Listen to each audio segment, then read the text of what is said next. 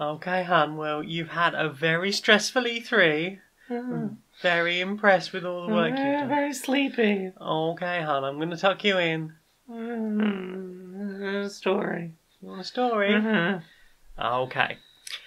Once upon a time, there was an amazing games journalist called Laura. And she worked very, very hard telling all the good stories about all the cool video games. And she wrote about the Pokemon, and she wrote about the Fortnite, and she wrote about all the other games, the Death Stranding probably, I don't know, I haven't read that article today, and about all the things, and she was awesome and beloved by all the people. And then she got a big sword and slayed the bad dragon. Not the bad dragon, because that would be different.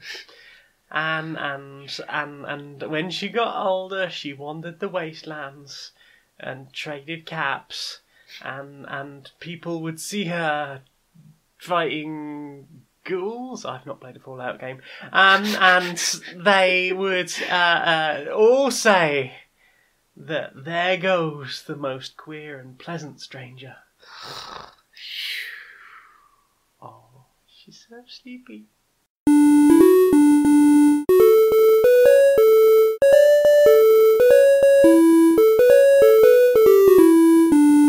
Greetings, strangers, queer and pleasant. I'm not Laura Kate Dale. And I'm not Jane Aerith Magnet. And you are very sleepy. I am very sleepy. Welcome to another episode of Queer and Pleasant Strangers. It's probably going to be a short episode this week because I just finished E3 and I'm very tired. It's E3, E3 falling. So, for a bit of background, this is the first year that I've been with a salaried outlet for E3, with Kotaku UK. And the intention was, hey, let's write up all of the news as it's happening in these big video game press conferences. All the news as it happens. The problem is, there's only me and one other writer on the site, and then one person to edit, and the news happens very fast and at very odd hours of the night. Lots of it's 2 a.m, let's write about angry news. Then Nintendo decided that they wanted to chuck out a load of Pokemon information last minute. Oh, goodness. I'm free, I'll be done at 6, we'll eat, and then we'll record the thing. Oh, I guess we're still going to go for this. Nintendo's press conference was the last one of E3, and it started off with a bunch of announcements, great, whatever, and then it gets to Smash Brothers time, and they're just like, we're going to spend 15 minutes just rattling off bits of information faster than you have time to type them. Just go bam, bam, bam, bam, bam with announcements. Facts! My brain wanted to melt. And I had to write about Pokemon. I'm sleepy. Oh, my poor Bunny Boo. I'm very sleepy this week. Poor Bunny Boo. Then we will speed things up. Tell us what you've played. What have I played? We played a thing together this week. We did? We played some of Life is Strange Beyond Before the Storm Chapter 2. Beyond Two Storms. Beyond Two Storms, Before the Storm Chapter 2. How'd you find Chapter 2 of that? It was really lovely, but I know that we have listeners that haven't heard it yet. So spoilers, I will probably do a little bit when this goes out, and I'll skip it in, and I'll put a bit about how far to skip forward. So you don't get any spoilery bits. Hello, Future Jane, by the way. Skip forward 42.725 seconds.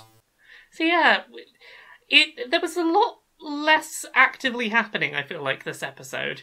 It was very pleasant, just let's watch a budding lesbian romance grow. Mm-hmm. And it was very good at that. They did a very good job of building a lesbian romance that I cared about. Yes.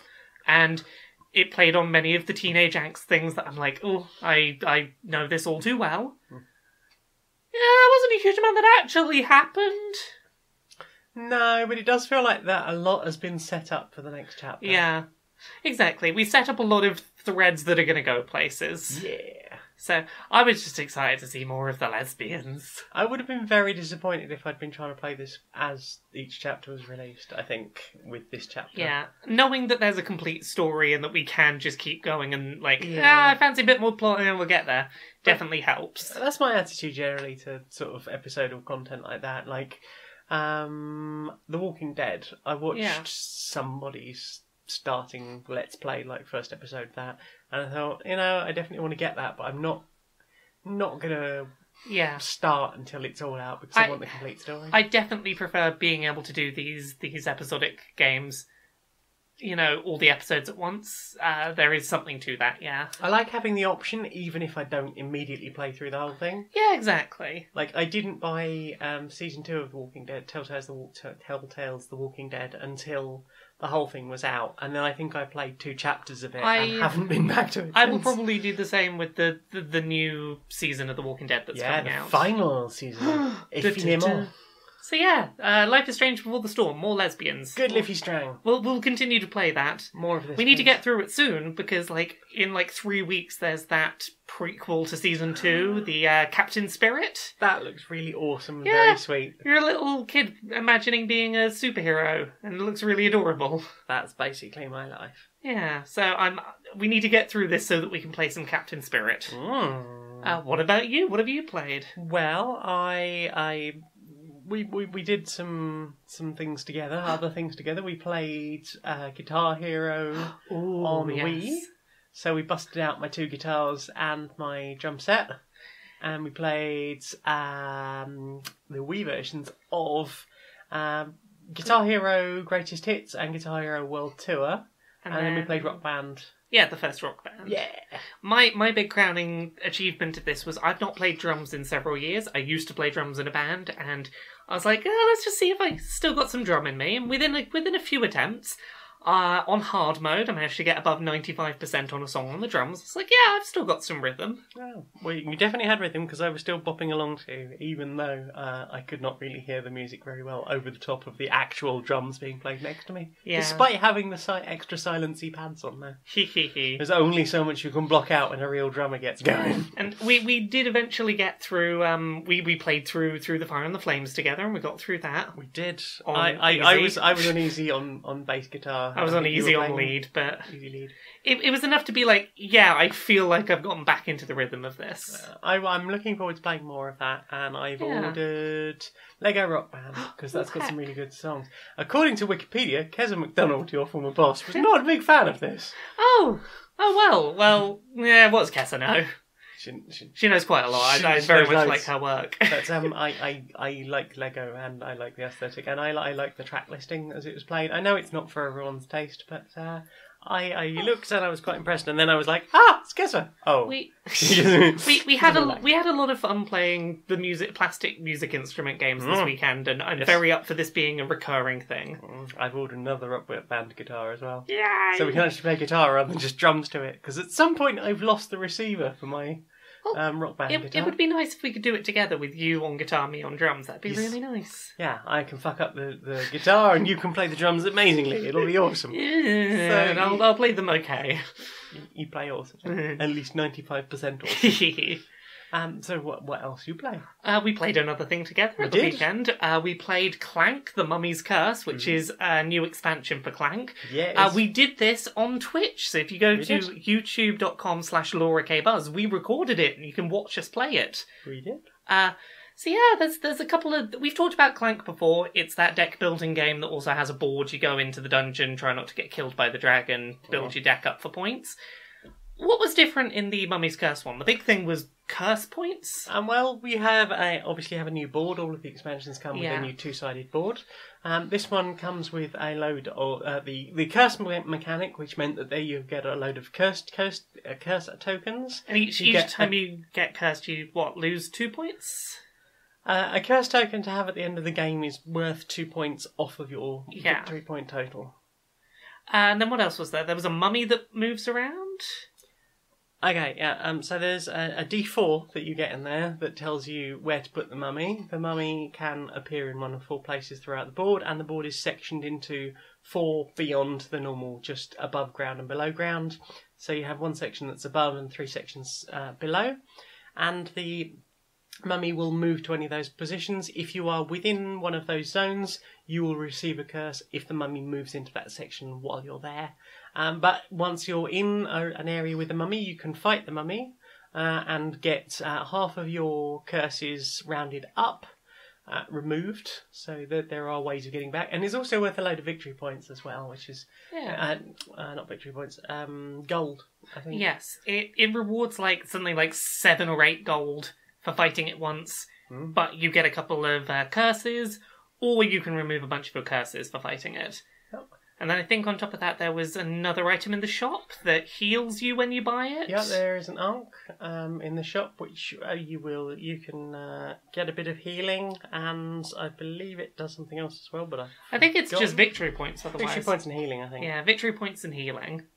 And then you have a couple of minor secrets, which were scarabs, which meant that you got to roll the d4 to move the mummy, and you also got some victory points for those. Yeah. And then there is a new monkey idol, the Supreme Monkey, which is worth 10 as opposed to the usual 5 points. So yeah, and you beat me by about 20 points. Spoilers. It was a pretty close game, though. It was a good game. I had lots of fun, and it was my first time doing any kind of streaming. Oh, heck. Well, Yeah. I'm glad that it seemingly went really well. Like, we had a bunch of people in the chat that were enjoying it. We sold at least a couple of people on the idea of picking up Clank. Yeah. And that expansion's a lot of fun. Like, everything Clank we've played has been a lot of fun. Definitely. And I think somebody asked previously if we were going to do some streaming. I've been thinking about getting into streaming for a while. Either just board games or IRL stuff or actual games, because there's some stuff I would like to advertise, play, share with our listening friends or viewing friends. So it would be nice to be able to get more creative stuff out. We'd like to, like, we want to get a different camera to the one we used for that first stream, but we'd like to do stuff like, we both got some Gundam models arriving toward the end of the month that we could probably build on stream, probably do some more board game streams when all your Kickstarter ones pop up. Yep. I want to play Basingstoke on stream. Heck. I heard terrible news about them today. Oh, what was the terrible news? Basingstoke's a flop. Oh. They're because basically they sold almost nothing within the first week because they got rinsed off the front page of Steam. Yeah. Didn't make the advertising. No one seems to know it is existing. They didn't have a huge budget for advertising, so like one of their programmers is having to go off and get a quote unquote real job DM.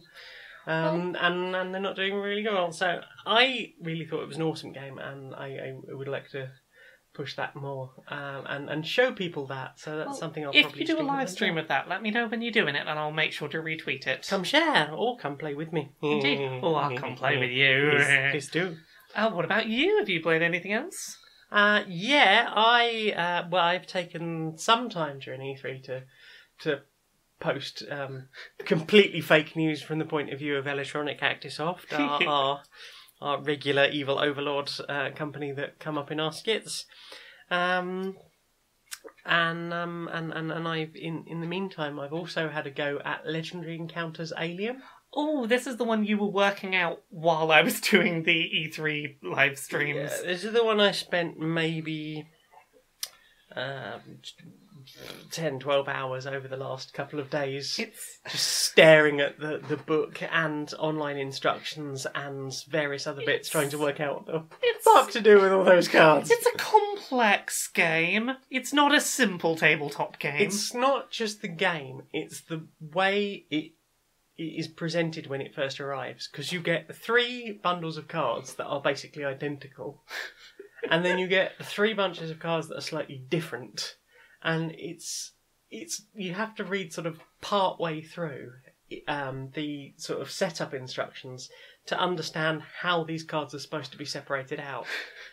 So it will say like, okay, so first you need to make sure that each player has 1 of these cards and 1 of these cards, 5 of these cards and 7 of those cards. So they wouldn't be too difficult to find. And then it's like, and now you need to set this up and this up and this up. What you really need right from the beginning is, okay, so you've just bought this game. Split everything up like this. There are dividers in the box so that you can divide things nicely. And then you will all be sorted and everything will be of the very nice. Yeah. But that's not what happens at all. And it's just chaotic and too many cards. And you have cards that look the same that don't belong together and cards that don't look the same but do belong together. How do you feel about it now that you've finally wrapped your head around it? I did a little bit of rule tweaking for single player, because although you can play it with single player, there are things that are just make the game absolutely impossible. The single player seems like a thing that maybe you could do if you're an experienced player of this, but your first time should definitely not be single player. No, there are things in the game that you just flat out cannot do in single player, and it's not explaining the rules that you have an option. One of the examples is that you will get an alien egg. Now, if you draw an event card from the Hive deck, this is all going to sound like nonsense. If you draw a certain card from one of the decks when you have an alien egg out on the field, it turns into a facehugger. That facehugger sits in front of the person that drew the event card, and then the next time it comes round to them, they have a facehugger. They have a chestbuster. That gets shuffled into their deck, and the next time it's drawn out, they bust a chest and die. And obviously the intention there is because there'll be other players. Other players can destroy the egg before it gets back round to your turn. But if it's only you, as soon as your turn ends, the egg hatches and you're screwed. Yep. And if you used, say, your 3 attack in order to do a scan, and that was the scan that revealed the egg, or revealed the event card, that whole thing just spirals into a 1, 2, 3 dead. So what I ended up doing for single player, and it was literally the only change I made. I put 1 extra go in there, so you had 1 chance to try and deal with it, and if you didn't deal with it, you got the thing. Yeah. But I would like to try playing it 2 or more player at some point. Yeah, I'm definitely up for giving it a go with you now that you've deciphered this game. Yeah, now that I understand the rules, I would. It's really easy to explain it because you wouldn't have to set up the board. I can set up the board in about 10 minutes. You've worked out the complicated bit, so I can just waltz in and play the game with you. Yes. Yay! And that's the fun bit. So yeah, Legendary Encounters Alien. It's a very expensive deck building card game with lots and lots of cards and a really cool mouse mat style rubber mat. Yeah. With all the nice bits on it. It's very well put together. Yeah. From that respect, but the instructions are a little bit difficult. I might even put together a YouTube video with hey, you've just got this thing in a box. Let me explain that to you, because I couldn't find anything like that on YouTube. I think you should totally do that. I did find a lot of, hey, so here we are, we've all set the game up. And it's like, no, fucker, I need you to explain before that. Oh, goodness. So I'm sure we will report back in the coming weeks once we've played it together. Yes, or we might play it on the stream. So one way or another, people will get to know about it. Tell us about something else you've done. I've played one last thing this week. I've not played much of it. I played some of Unravel 2, TOO rather than TWO. Unraveled as well. This is a sequel to they're called EA Originals, and it's basically EA pays to publish an indie game. The first one was like, hey, you're a cute little yarn creature trying to, go on a big journey. And it was charming and sweet and sad, and it was lovely. And would you say they're indies? Yeah, they're indies, I suppose. As opposed to indie. Sorry. Yes, so the sequel was sort of surprise released during EA's press conference this week, and the main thing is like, hey, it's a bit faster paced, and there's co-op in it now. I've not tried playing with co-op because, E3, no time. But I did play some of it in single player. Basically, if you're doing action-based platforming, like trying to run away from something very quickly in single player, basically your 2 co-op characters will combine into one. For like, we're doing a runaway sequence, and just to not have you try and control 2 people. Then you get to a slow puzzle section, it's like, you're back to 2 people, switch control back and forth to solve the puzzle together. Okay. It's a relatively decent way of getting around a game that's clearly designed for co-op and being like, but it's single player too if you want. It's clearly designed for multiplayer. The graphics look absolutely beautiful from what I saw. It's an interesting art style. I didn't play the first one, but I did see the Outside Extra or Outside Xbox crew making the yarn person. Oh yeah, Yarny. Is Yarny? Yes, Yarny, the little not yarn Laurel. person. No, not Laurel. So I've not had a huge amount of time to put into that. I'd like to play some of it co-op this weekend, maybe a little bit if you fancy.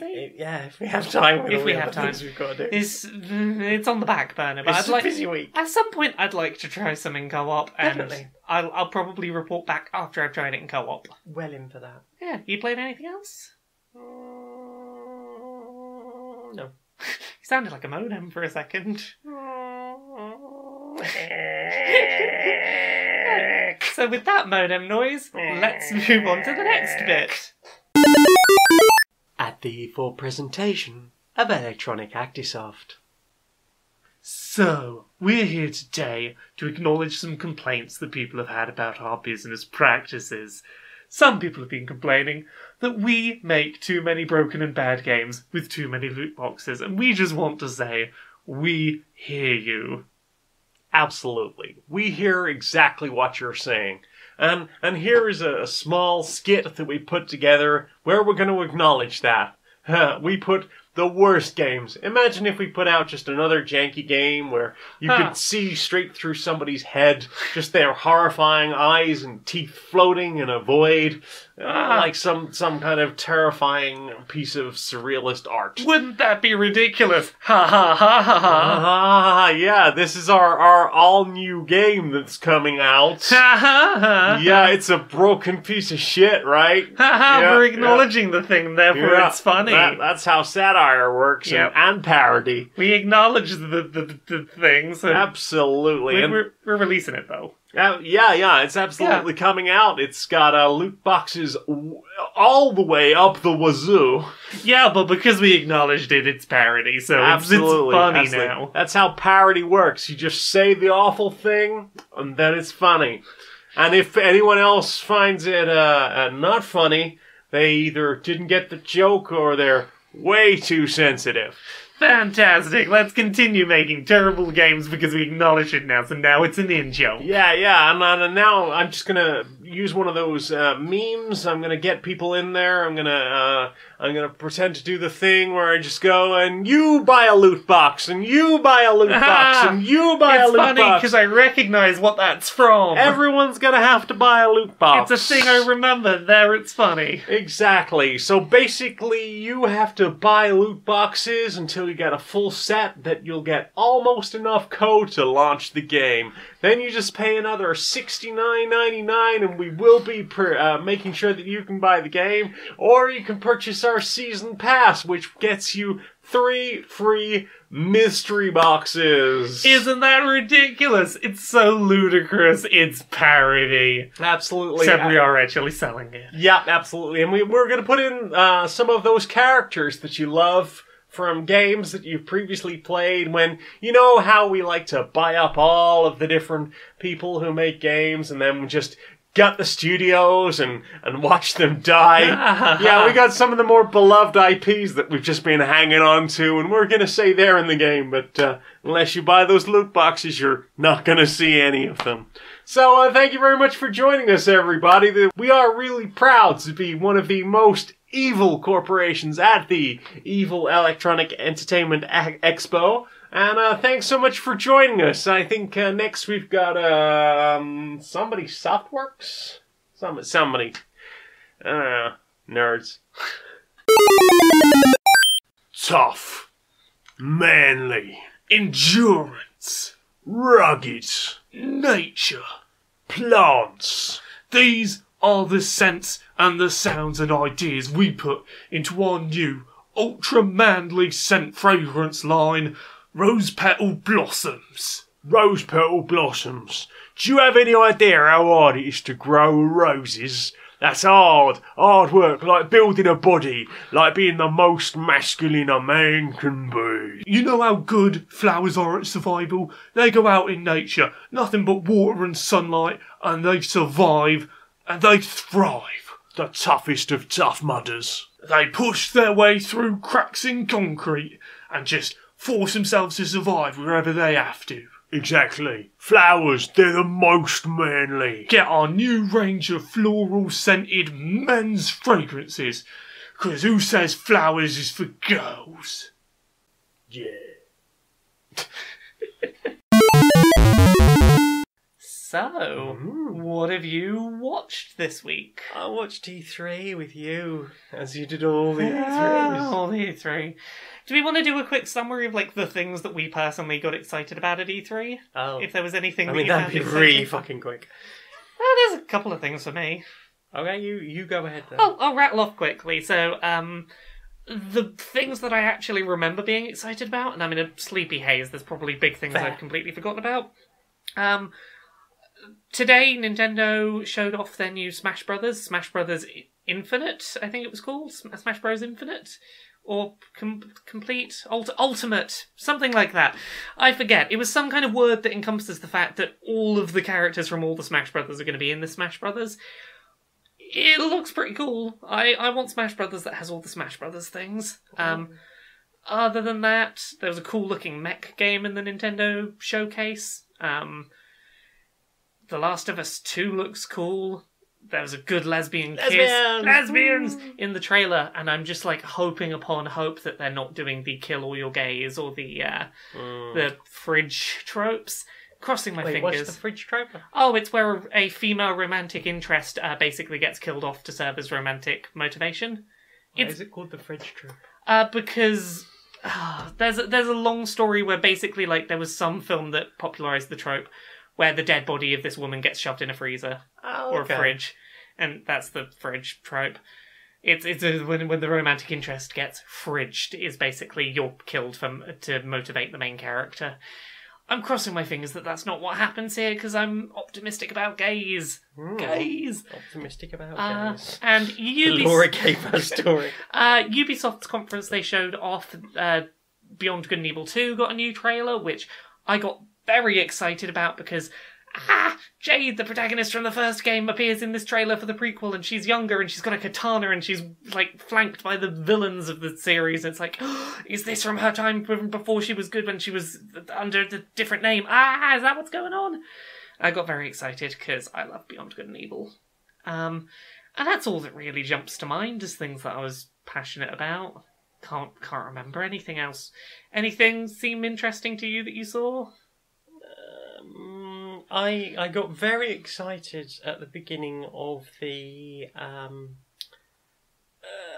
Cyberpunk 2077. Oh, is it 2077? Yeah, 2077. Yeah, because it had all that glitchy stuff, and I was like, Pony Island 2! It did look very Pony Island. And it wasn't Pony Island 2. It was a big CG trailer. We didn't see any actual game, but like, I like the aesthetic stuff they're doing there. Like, I want to play a game in that world. That looks cool. I hope they've started treating the staff a bit better after. Yeah, let's hope. I also quite liked. I'm happy that Fortnite's coming to Switch because I've not played that yet. As of the time we record this, it's not yet up on the UK eShop, but like any time now it's going to come up. So like, it'll be nice to be able to play some Fortnite. Fortnite's a fun little game. Yeah, there's been a few nice bits out of this E3, but honestly, sleep-deprived haze, I don't remember a fucking thing. Have you watched anything other than E3 this week? We watched the rest of Agrette's Girl. Yeah, that was a really sweet little show, that one. It really was. More of that, please. Yeah, it was pretty short. It was, 10 episodes of about 10 minutes each. So it felt a bit longer than that, I could be wrong. The last couple of episodes were 15 minutes rather than 10, I think. But it's a couple of hours, like 2 or 3 hours you could watch through the whole thing. And it's very enjoyable. Well, I mean, I think I read somewhere that the original show was something like 100-minute long episodes. So. Which makes sense from the sort of pacing they go through this. You could split this up into 100 minute long scenes, probably. And yeah, it's just this really sweet story of someone just trying to find their way in life a bit. It is. And and I like that their outlet happens to be death metal because I think we've all had those moments where in our head we're smiling and nodding at a condescending boss going, You know what my favourite thing about that show was, and this is relatively early on in the show? I really like that she's worried that people won't understand her outlet for stuff, and then she very quickly makes some really nice friends who are just no, we get it. Sometimes you just go shout at the world. It's not our thing, but we love that it's your thing. I also like that the slightly plastic work colleagues that from the sort of first couple of episodes that were sort of shown off as these everybody's a bit in awe of them, and they're like all style and probably no substance, turn out to be like much deeper characters and really caring. Yeah, they're much better, like, complex characters than the people introduced at the beginning where it's like, oh, those will be her friend. No. They barely know her, they're work colleagues. They barely know her, they're work colleagues. And also, like, there's some slightly bitchy backstabbiness about some of them, and then there's the awkward boy who, like, I like you, but I don't want to say anything. But then when you start, then if you show any interest in anyone else, I get very protective and fall into a spiral. You entitled fuck. I like that the people who you wouldn't expect to be the positive people end up being the most supportive people to her. It's a really lovely little show. It is. And it was very relatable from the point of view of somebody who has worked in that sort of environment before. Luckily no longer, but yeah. The last thing I want to say is, since watching that show, there's one line from one song in it that just keeps going round in my head, and it's when they're at the theme park and there's the song line, "You are the girl who bathed who does accounting," and it just goes through my head a bunch, and I don't know why. Oh, that song's... It's that strong song. It was quite funny because you were sitting there listening to that song going, oh, and I was sitting there going, oh, he doesn't get her at all. No, it was very clear from that song neither of them got each other, but like it was bittersweet. I do kind of want to know more about him and with him and his plants. Oh, I wasn't going to say that, but yeah. Yeah, that's fine.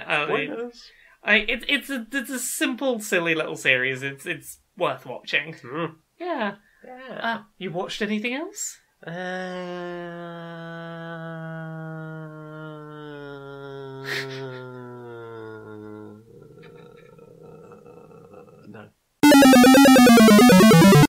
Well, hello. So good to see you again. I hope you can help me today.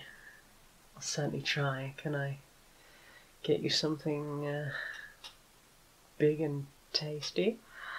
I've got a real hunger that I think you're the only person who can satisfy. Oh, I'm sure I can fill you up with a nice big something.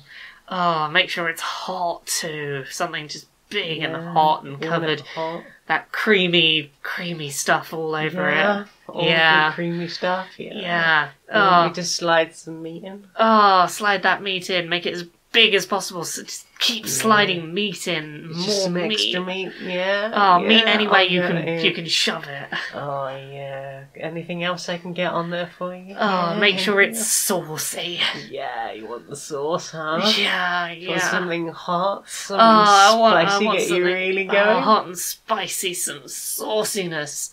Do you want drink and cookies with that? Yeah, that'd be fantastic. Thank you. Thank you for coming to Subway. Hey, how you doing today? I'm very disappointed, I must be honest. What's wrong? Well, people just walk all over me. I feel like, maybe someone's doormat or something. Always getting stepped on. People just take me for granted. I get you. People paying no attention. It's just, you exist just so that they can get where they want to go. That's it, innit? Exactly. I spend all this time down in the filth, and they don't pay no attention to me. They don't care. They just go about their lives. They just go straight past us. We do all this for them, help them facilitate their day. They don't care, do they? I'm always there to support them, always there, to lift people up wherever possible. Rock solid, dependable. Absolutely. Life as a road's tough. Yeah, life as a road, it does really suck.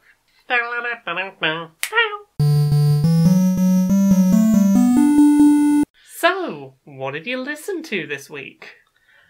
I had a bit of a trip down memory lane and I listened to System of a Down's Toxicity album again. Toxicity? My tongue's too big for my mouth today. That is like the album of theirs I know the best. It's I think. certainly one I know the best as well. It was sort of on repeat for a considerable amount of the early 2000s. Yeah. When I was still living in You came into the bathroom playing, what was it, the prison song? Oh, yes. Basically, I don't know why I was doing the washing up and Soldier Side got stuck in my head.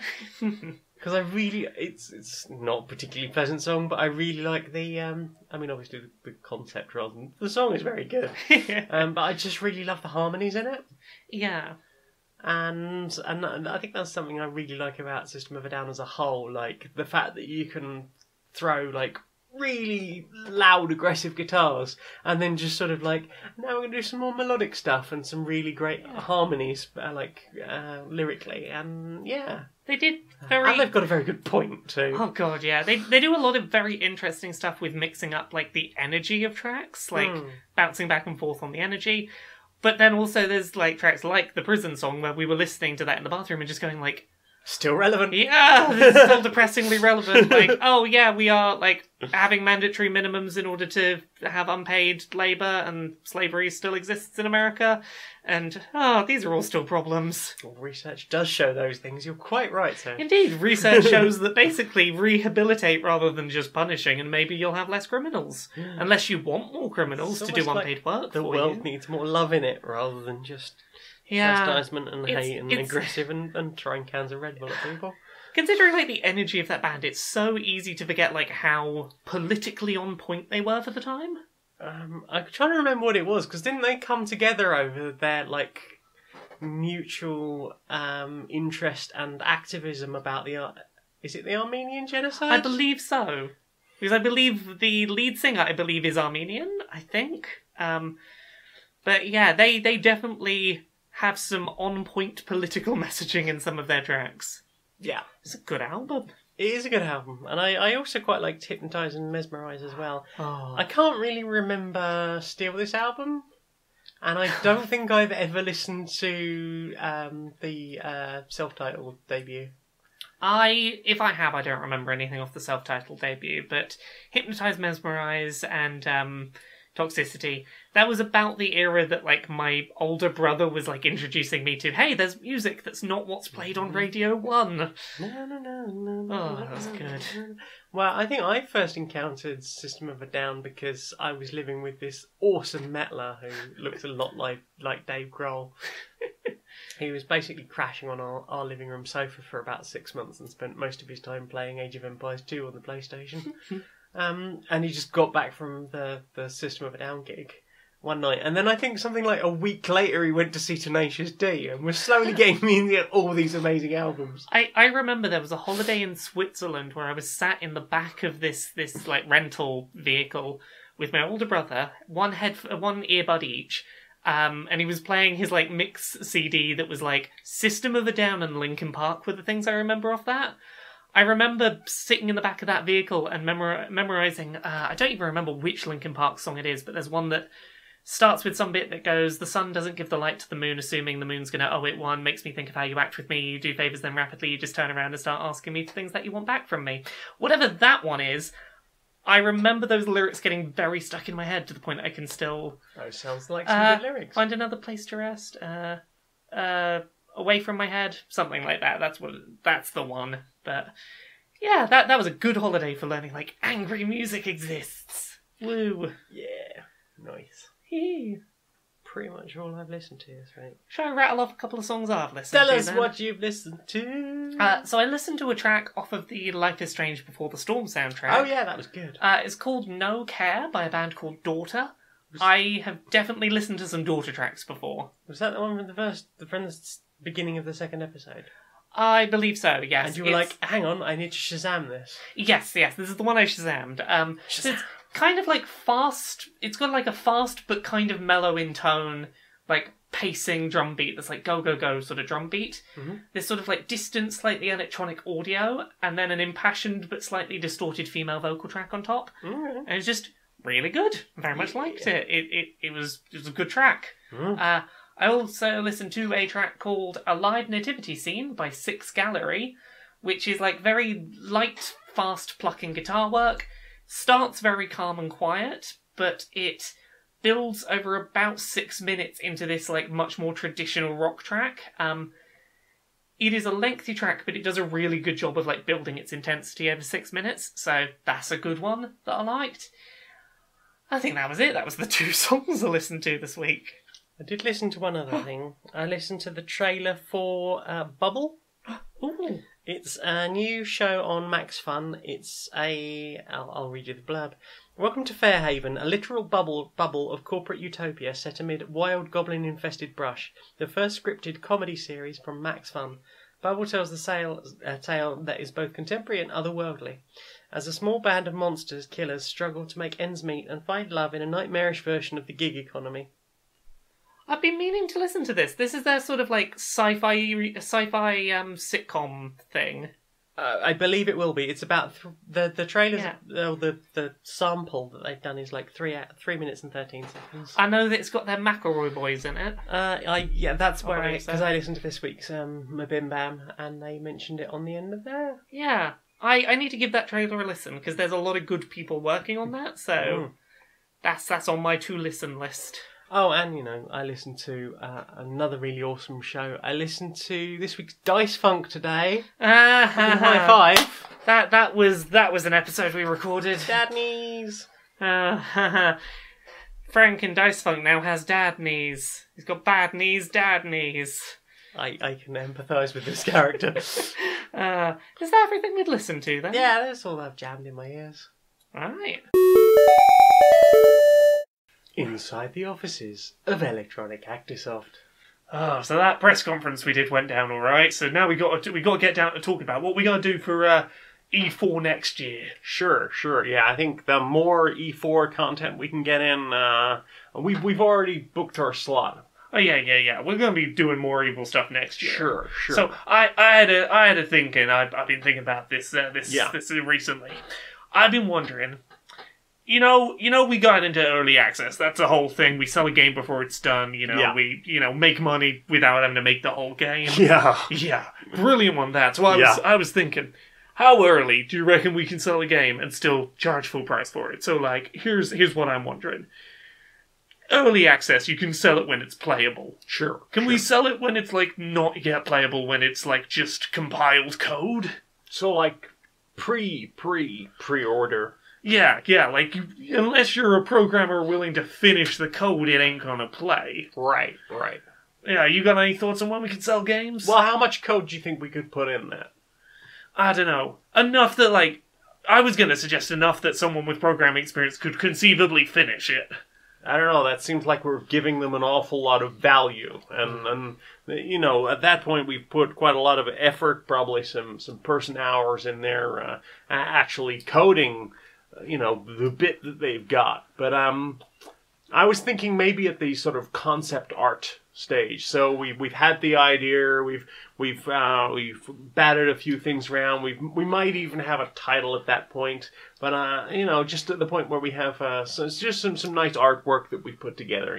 Just hashing things out. See, I was thinking something else. I was thinking maybe we just sell them a license to one of the programming programs, and we just tell them, this can be whatever you want it to be. You want the next Halo to have Battle Royale? Yeah, all you gotta do is make it. We let them make their own game. Sure. I do have one other suggestion. This is one that's been coming up from the boys in the labs. What's it? We're going to sell off. Have you seen the Harry Potter movies? Oh yeah. You know the concept of the thing. You touch the wand on the head, and you're getting like the memories and shit out of there. Like memory hairs. Yeah, the memory hair. Silver memory hair. Yeah, the bowl of floaty shit in there, milky residue. I'm suggesting that we start just farming our ideas guys, our directors, our coders, and we'll just like sell just off some of those little hair things in a bottle. Just the concept of a game. We'll just someone basically scratching their ass and thinking about a game, and that'll do us. See, I'm not sure that we can get away with quite that, but I think if we make a home screen icon and sell that with the hair thing, I think we're gold. Something they can have on their console. What if we drop the home screen icon, keep the Princip idea, but we have some kind of plastic tat that we can bundle in with a digital pre deluxe edition And then we could attach anything in there as long as it looks vaguely cool, and the pre-production photographs of it look much better than the finished one that people will actually receive. I think we just sell them the plastic stamp that the cool model's eventually going to go on, and we just never sell them the model. You're a fucking genius. Fantastic. E4 2019, here we come. Aw, yeah. Oi! You look a bit weird and I don't like you. You should go away. Ah! I think that I don't like the way you walk. Why are you being so mean to me? Because we're a stereotyping a skit and we're trying to demonstrate harassment happening. Oh! What's that? What's that?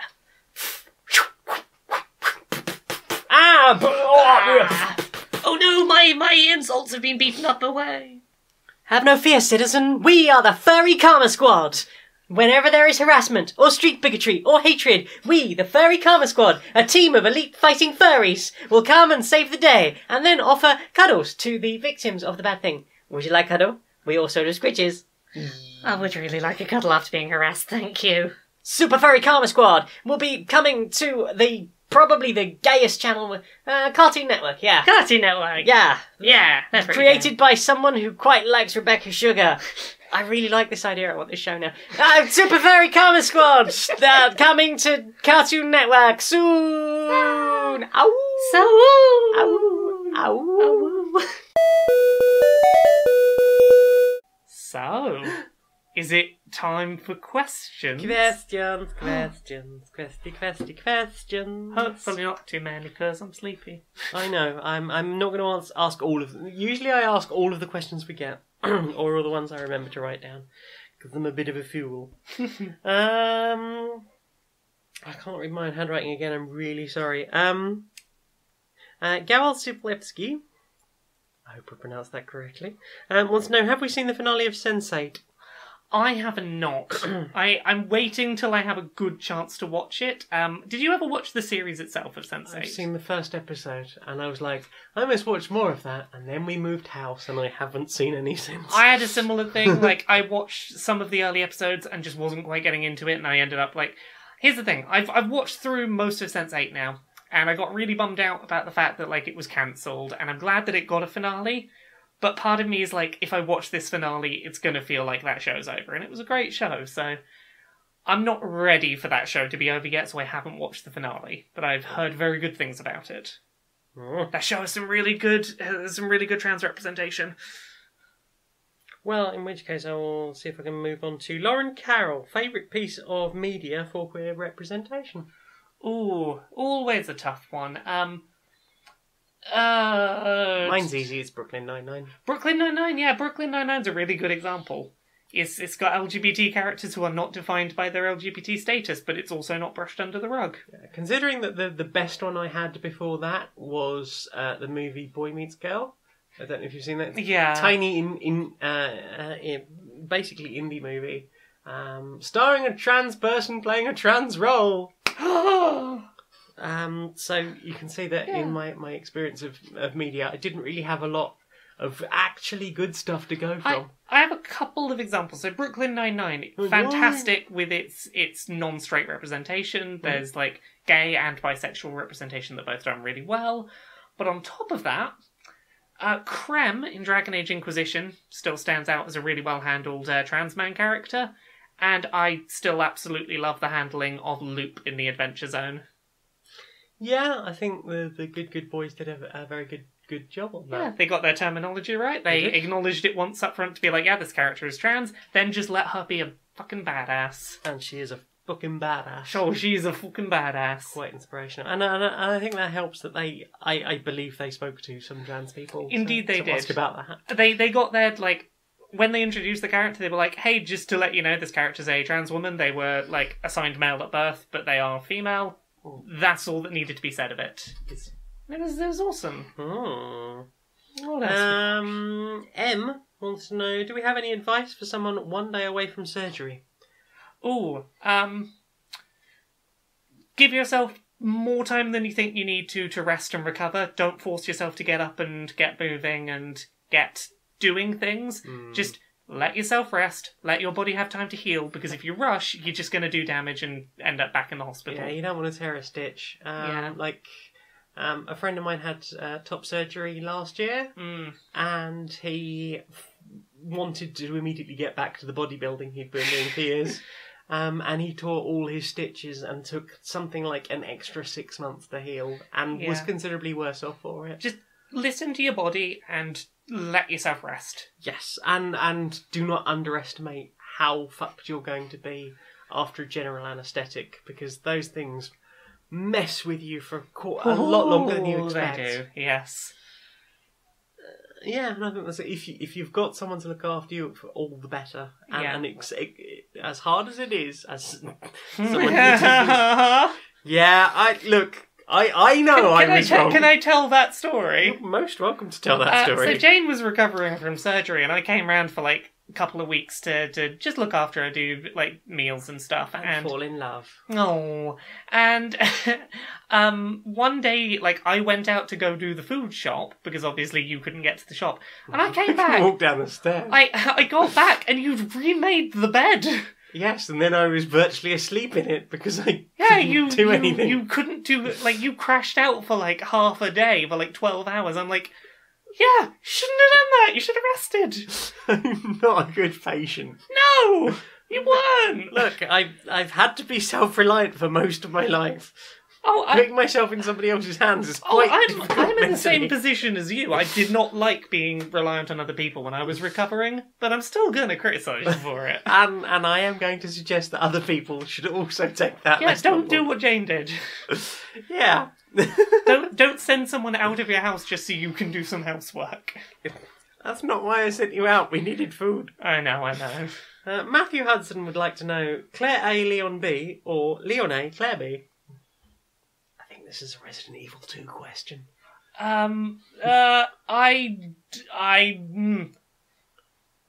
Leon is best.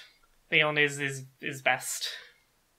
We'll take Laura's answer, because I think my answer will upset everybody. You found a Claire. I didn't like Resident Evil 2 at all. Oh. It was the first one. It was the first one I played. I didn't get it. I didn't really like it. It was too hard. Resident Evil 2 is my least favourite Resident Evil, but of the characters, I prefer Leon. I didn't like the main logic of the puzzles. Yeah. I didn't understand why everything had to be like. Was it chess related? Chess pieces Yeah, to open all the doors. I'm in agreement with you on all of these things, but if I have to pick a character, Leon's better. And also, it took me maybe a decade and working my way through Silent Hill 4 to finally understand how survival horror is supposed to work, in that you don't just gun down everything you see. No. Because before that, everything I'd played was, you shoot everything. Yeah, there is a learning curve to like, oh, if you can sneak past something without wasting ammo, maybe do that. Mm-hmm.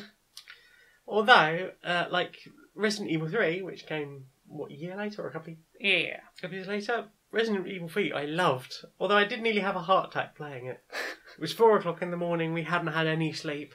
And we had sat there all night working our way through Resident Evil, and I just had to pause it, and everyone was like, "Are you okay?" I was like, my heart is going 19 several thousand to the dozen.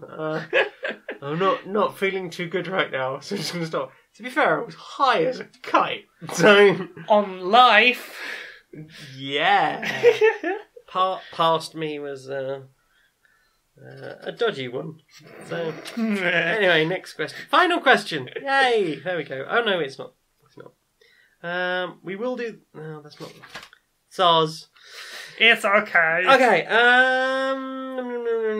Jenny Artorius. If you woke up in a D&D setting, what races and class would you like to be and why? I like elves because they're basically humans, but they get to live longer. That's all right. Go with that. Are you elvish? And what role?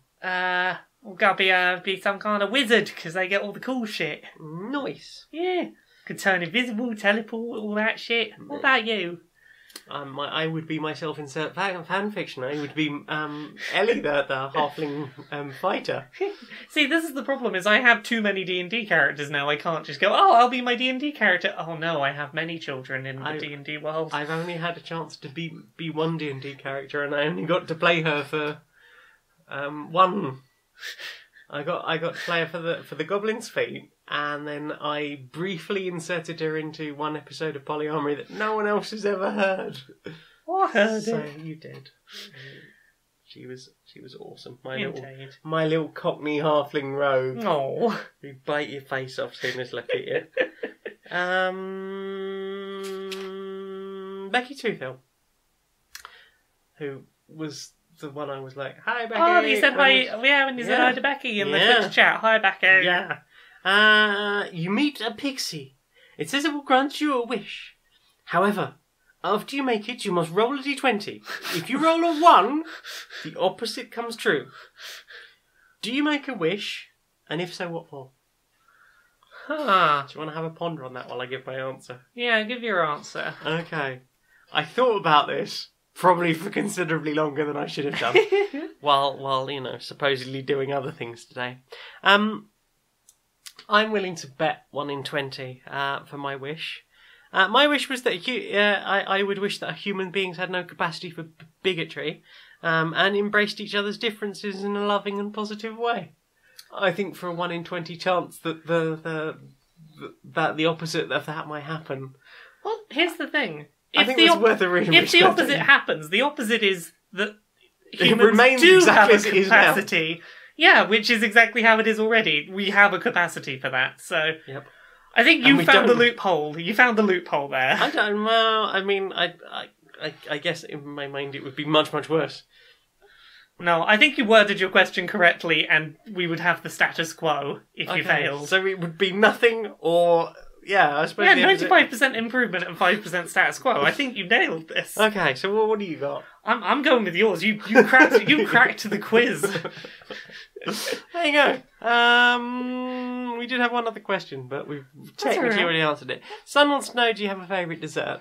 Yes, my vegan chocolate cheesecake. Vegan chocolate cheesecake. It's very good. It's very good. Very, very good. Is that it for questions? That's all of the questions. Well,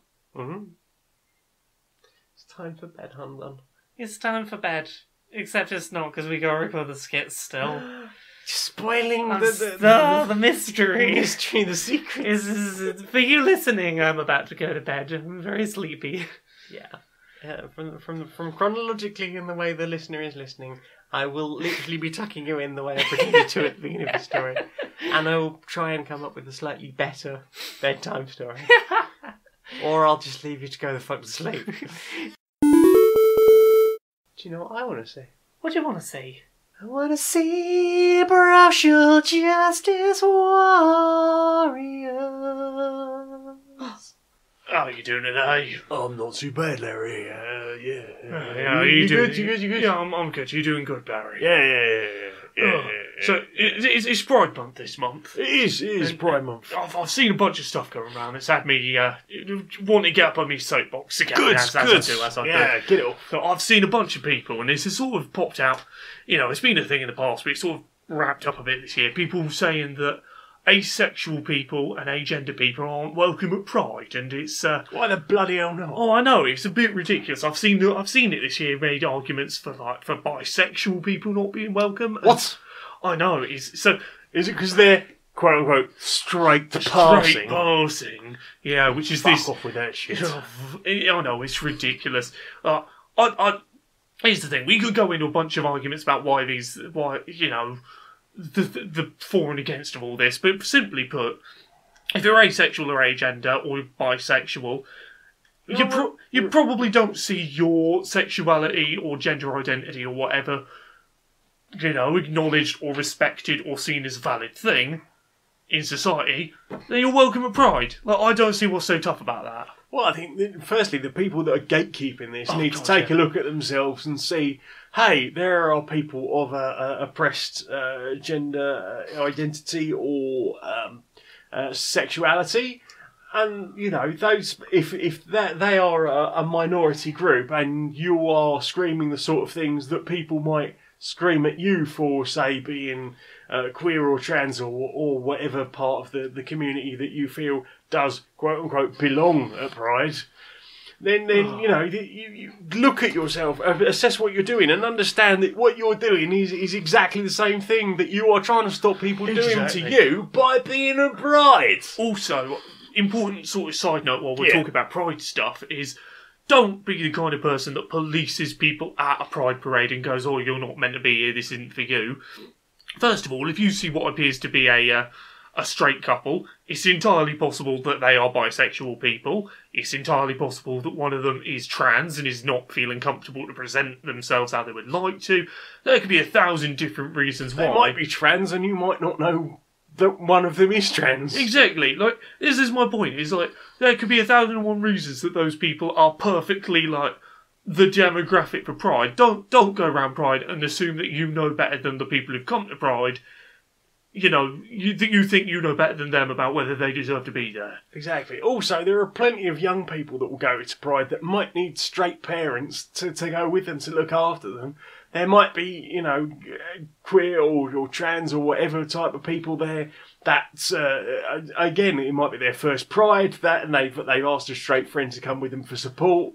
And just because they happen to be holding hands in a platonic, caring fashion, you might assume that makes them a straight couple.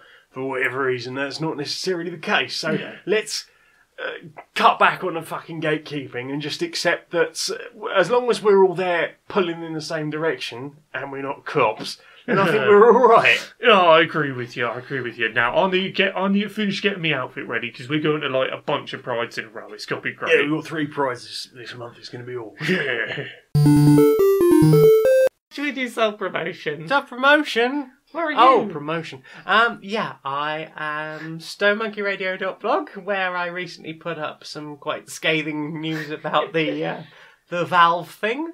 Also Maniac Janiac on Twitter and YouTube, and hopefully I'll be getting some streaming up there soon. And I am also Janus Magnet on SoundCloud, where you might be listening to this. Woo, where you? You can find me at Laura K. Buzz pretty much everywhere. Laura K. Buzz on Twitter, Laura K. Buzz on YouTube, which is where you can see us playing Clank, the Mummy's Curse. Heck yeah. I'm also on Kotaku Monday to Friday 9 to 5, or considerably different hours over E3. You can find me on Dice Funk, a Dungeons & Dragons 5th edition real play podcast. I'm on seasons 3 and 4. Every season is a self-contained story. I think that's it. I think that is it. It's late. Go to bed now. Okay. Good night, and until next time, be a stranger.